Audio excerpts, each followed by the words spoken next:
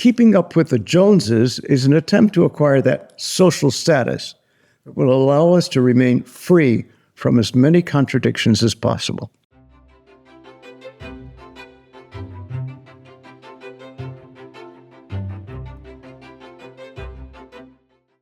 Hello, I'm Rogers Follinsby, research psychologist. Let's talk about that social human tendency we call keeping up with the Joneses. Some of us, but not all of us, do our best to fit in with society's biggest, most influential group. But why do we do that? Actually, the reason why we try to do what the majority of those around us do is simple. It's the best way to avoid conflict or contradiction. And at the same time, it seems to be the easiest way of getting the relational attention we so vitally need. In short, keeping up with those around us, or with the Joneses, keeps us in tune with our environment, and which is a great way to stay out of psychological trouble. And what might be psychological trouble? Psychological trouble is any kind of behavior or event that might create a relational contradiction by one's social group in general. And relational contradictions, most of us try to avoid at all costs.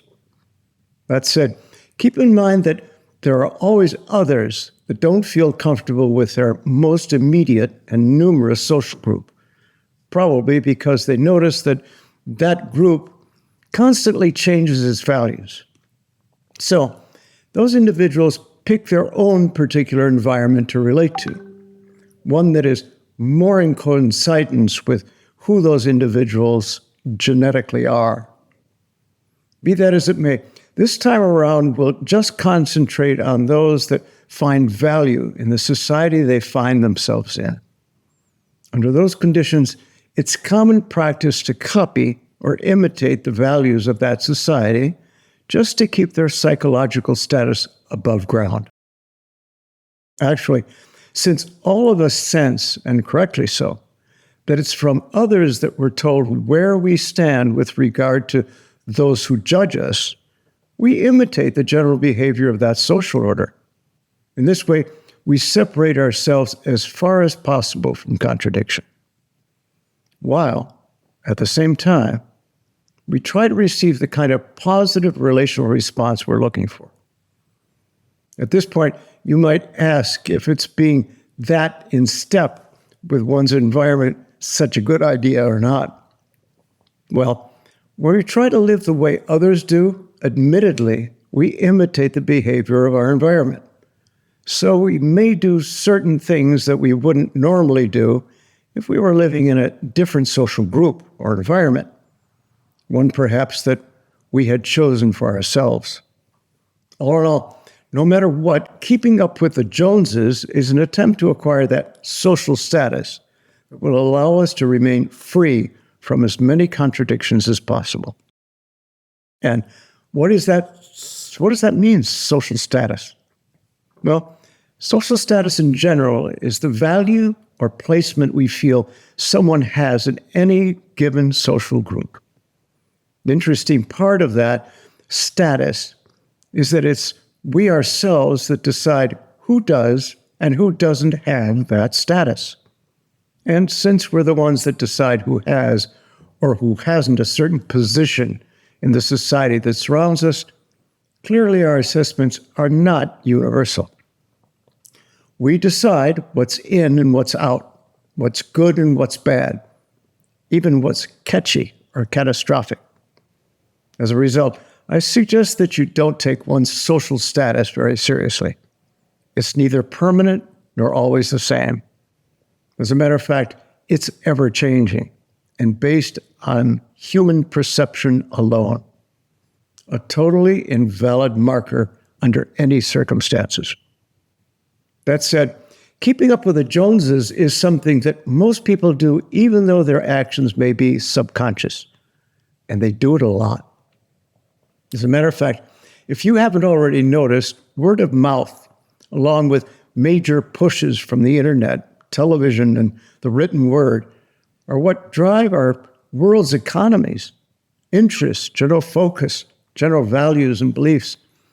New products or trends are introduced and initially adopted by just a few. Then the word spreads, comparisons are made, and values are assigned to this person or that group. And all of this takes place subconsciously. Talking about comparisons, as we all know, comparing one thing to another is a common human practice. As a matter of fact, it's through comparison that values are born, eventually becoming part and parcel of life itself. Meanwhile, back at the Joneses, they, just like many of us, but not all of us, keep plodding along trying to maintain the social status they firmly believe they have, and convinced will allow them to achieve that level of universal admiration that will keep them furthest away from environmental contradiction as they possibly can get. So let's review this for a minute. When explaining how we're psychologically put together or structured, we find that receiving constant feedback or relational confirmation from our environment is one of our principal sources of life. So we pay special attention to it. We sense, and correctly so, we can't live without receiving good and bad, constructive and destructive feedback from those around us. As a matter of fact, when the relational pickings are limited, we'll take anything we can get. All we absolutely positively need is to maintain ourselves as relationally active as possible.